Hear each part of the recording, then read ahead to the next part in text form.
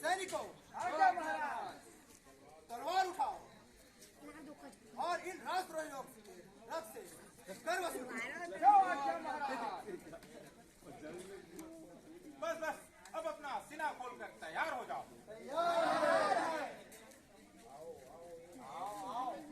नाश होने वाले हिंसा करो, आओ और भगवान के सच्चे भक्तों की आह को ले जाओ। खड़े में अपने नाश होने का सामान अपने हाथों से ले जाओ।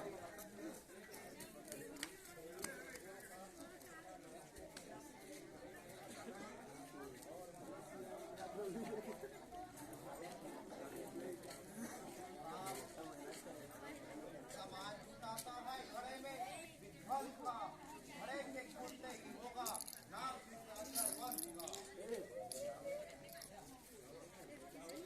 ले जाओ इस घड़े को जनकपुर में लाओ।